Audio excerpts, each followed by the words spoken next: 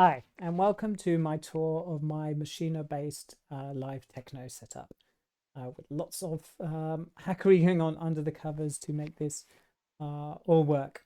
I'm going to note, first of all, this has been a bit of a kitchen sink approach. There's a lot going on here and a lot of controllers, and there are people who do a lot more with a lot less, like Tribal Need Guy and many others. But nevertheless, it's been a fun project, and I'm enjoying the setup.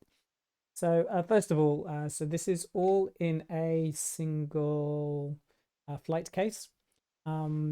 Portability, the screen pops down and this all slides over, and then you put on the cover. Now it's back up because we're going to be playing with it now. And let me run through what we've got. So we've got Maschine Jam, we've got Maschine Mk3, we've got a touch screen, we've got a Behringer BCR-2000 MIDI controller, we've got a Korg NanoKontrol2 with a little screen there that shows what the various pots are mapped to and their current values, which doesn't always correspond with where they're at. Physically, we've got a Lumi Piano M and their light pad and control block, two of their light pad and control blocks. We've got an Intech grid VSN1. And then finally, we've got an Apple Magic trackpad, which I'm not actually using as a trackpad. I'm using it as a controller. It is a wonderful XY surface. Hey, that's everything we've got here. We're going to start off by laying down some drums. There's three different types of drum sequencing, two of them kind of already built into here, but also a third one that that's kind of unique to this setup, the Euclidean. So we start off, it's all clean, all the groups are empty, so I'm going to load a drum group onto group A, and we'll start off just by getting a kick going. And we'll add a hat on top, and I'm going to put some reverb on that. Now we've got augs, and I've reassigned macro to augs 2. Lets me adjust the level of well, macro augs 2 is set to reverb, and by holding it down and pulling any of the sliders, I can adjust the active sound. The sliders here are all relative instead of absolute, and that way I've got a bit more precision because the absolute and the touch strips can kind of be a bit jumpy. Right, so we got that hat going, and maybe let's get a snare. We've got a little snare there, and also we're going to add a little bit of reverb there.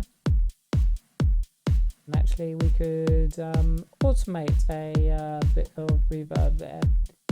So,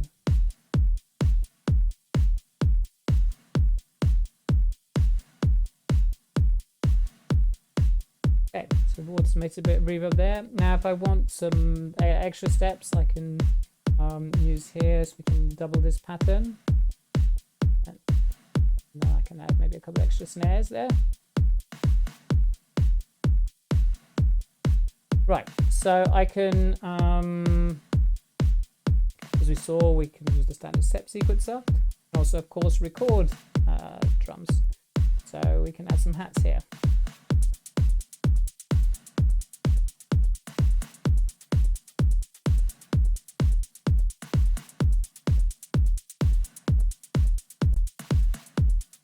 And I can add a bit of swing there.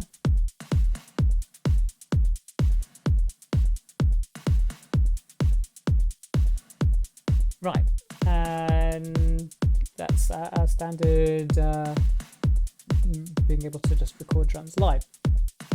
Now we get to the Euclidean, so we press this button here, and these four sections become number of pulses, sequence length, rotation, probability, and so what we can do is select a sound, and we get some pulses there. Now what happened when I play with this, we can see that it changes this LED over here, and that's because when we're in Euclidean mode, each of these corresponds to the number of pulses for a particular sound. What we can do is actually hit up several sounds at the same time.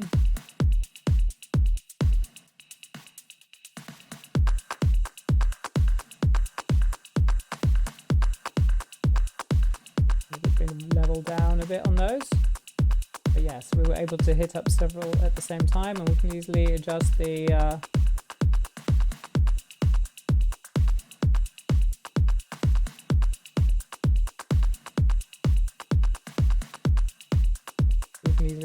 adjust those.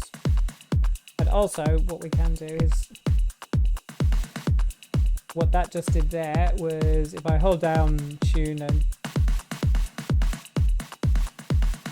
that just gives us like a little few extra pulses till the end of the phrase.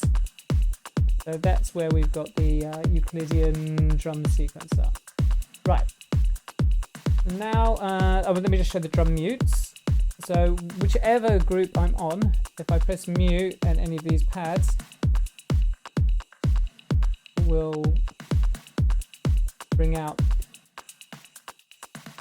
that drum. So just really quick access to the mutes there. That's super handy. Right, now we're going to add the virtual DFAM. So I've just gone on to group C, we've added the group virtual DFAM, and if I press the UI button, here's the virtual DFAM. It's not really initialized at the moment. So on the screen here, all these knobs correspond to knobs on the BCR, and it shows me the current value, but I also can see the current value on the BCR. We have the LEDs on there, and then I can adjust the knob on the BCR, and it will give me that one-to-one mapping between this and my virtual DFAM front panel. Now let's get some interesting pitches. I can actually use the faders on the Jam to set pitches, pitch knobs. Now a cool little feature here is it actually shows me the pitch that's coming out of each one of these. So I can see, like, I've got like a bunch of E flat here coming out, so I can use that if I want to get something else matching the pitch that's coming out of here. I'm gonna, now over here we've got some quick access to some of the effects. So there's an append button, and I've got like all the effects like right here, but for the really effects I use all the time, like a delay, I can just hit the single button there, and now we've got a delay. The delay is controlled by this light pad. We've got mix, we've got feedback, we've got timings, different timings. So we've got low pass and high pass. We've even got like a throw mode there.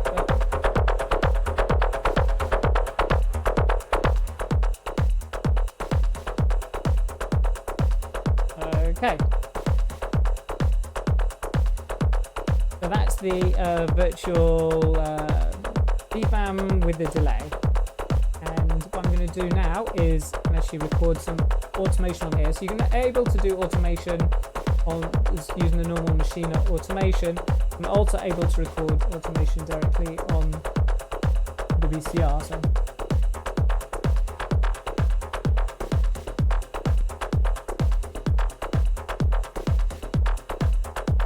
there we go, so there's a bit more movement there. Now when we're outside of that kind of single plugin UI, we have this UI here that shows us what's going on every group, and we have these three controllers mapped to the first three parameters of each group. So I can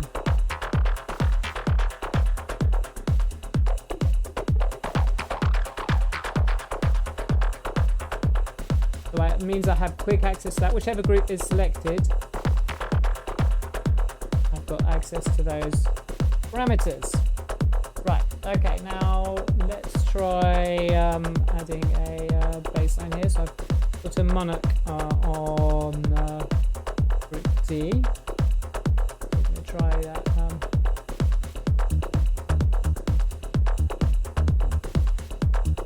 I've just recorded a bass line there.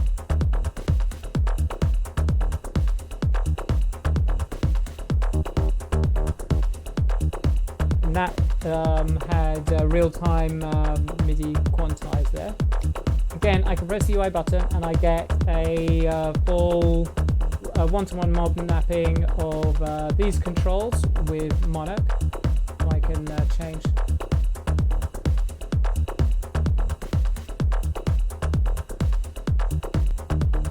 For example, the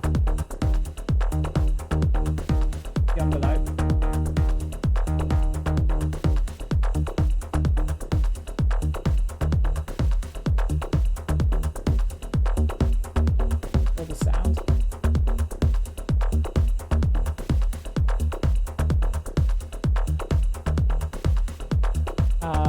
Or I just have quick access to the first three here. Actually, I can dynamically remap. Let's say I particularly want to be able to access like attack. I can tap the attack button here, and I can remap it. And now this is mapped to attack. Isn't the most audible example, but yes, I can do that remapping as we go. Let's try decay actually.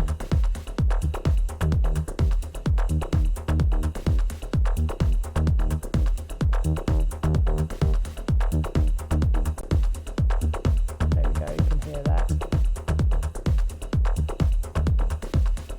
Right, so that's Monarch and the DFAM. We've got a whole bunch of different kind of engines here, so to speak, but one of the more interesting ones, we've got plats available to us too. So what we can do here is we can play in on, now plats doesn't need the full UI because there's only a handful of controls. They're all here. What we can do is turn on our arpeggiator, and we can just have like a standard, that's just the machine arpeggiator.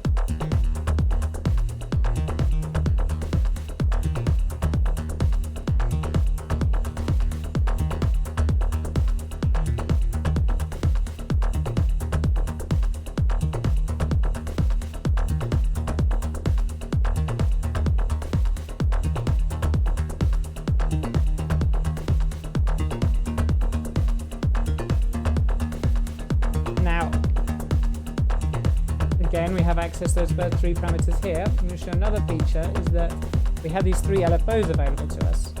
By tapping the screen, I can set the LFO speed and magnitude, and then we can turn on the LFO for plats.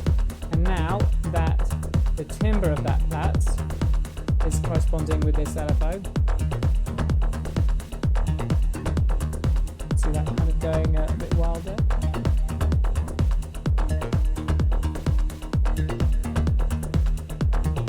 The offset by turning that there. So we've got these LFOs available to us as well. Now let me create another plats pattern. I'm just going to create just like a more boring one.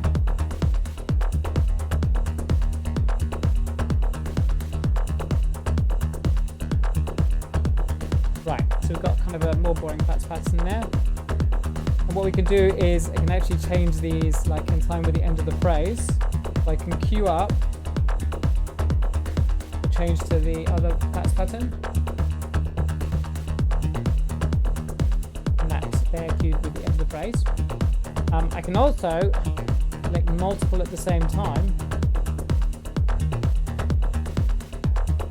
And it will actually just flip back and forth between them.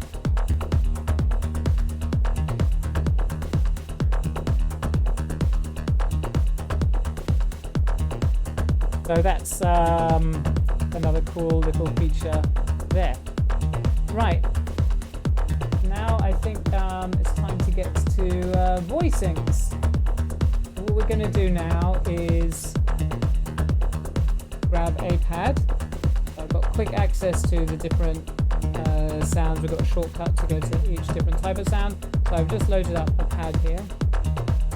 And I'm going to do something, actually before we go to voicings, we can make any of the sounds. We'll just remove the D-pad because it's not going to work with the DFAM. We can make these sounds change to match the right scale for a chord that I'm playing. If we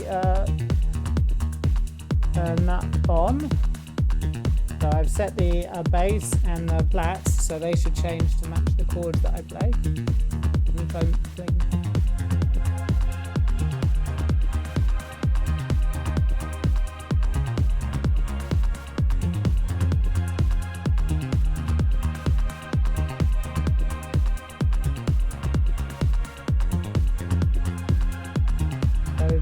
they change to match those chords. Now let's try another voicing to be a bit more interesting.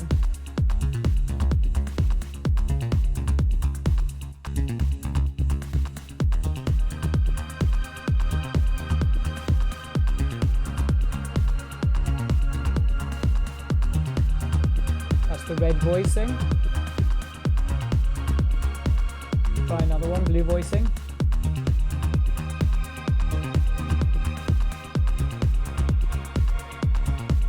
Green voicing.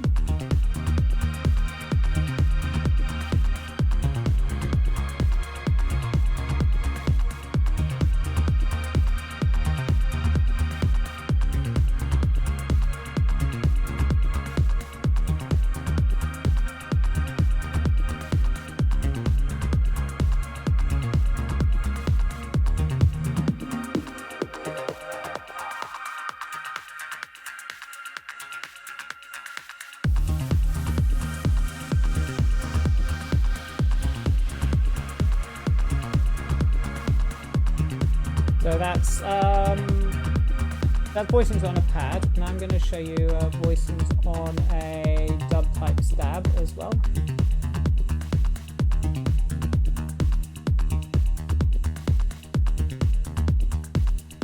So here we go.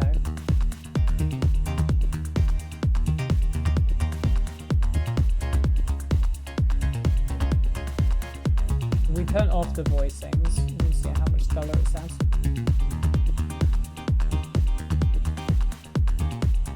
Let's get rid of that flats, and we're going to add some like dub delay here. So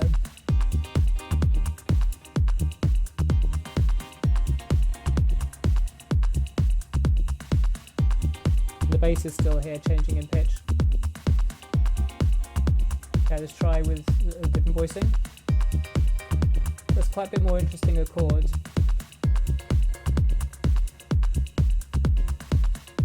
Another voicing.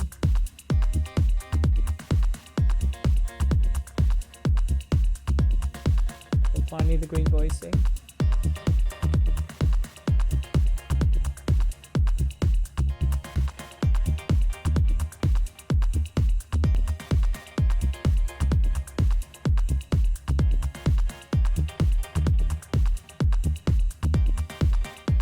And I'm just going to record that.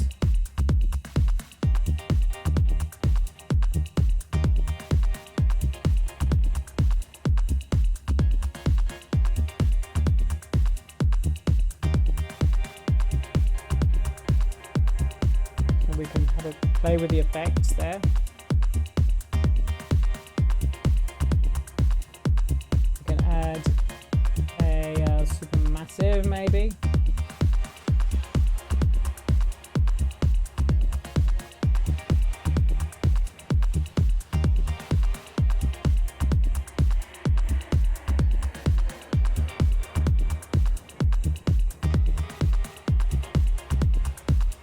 Now, in terms of transitions, we've got I already showed we've got this high pass and low pass filter. So this can also apply effects to the synths. and then we've got master effects on this knob.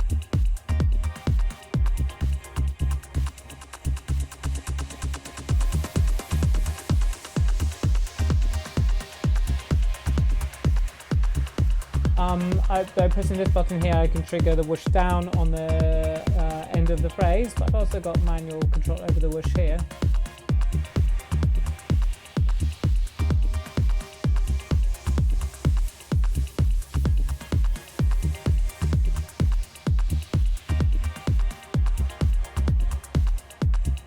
And we can select different transition effects here.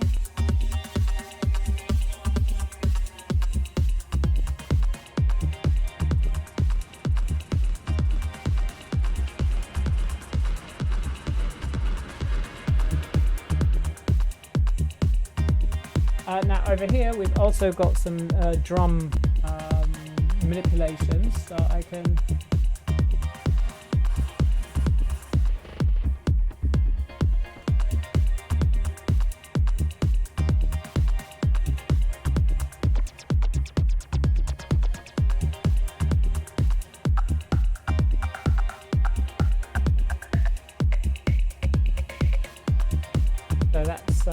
what's available to us up there, and yeah, that's pretty much the setup. So thanks very much for watching. I'm going to share all the source code in the description. It is a bit spaghetti, I will warn you, but it works, and as you can see, it's a fun setup.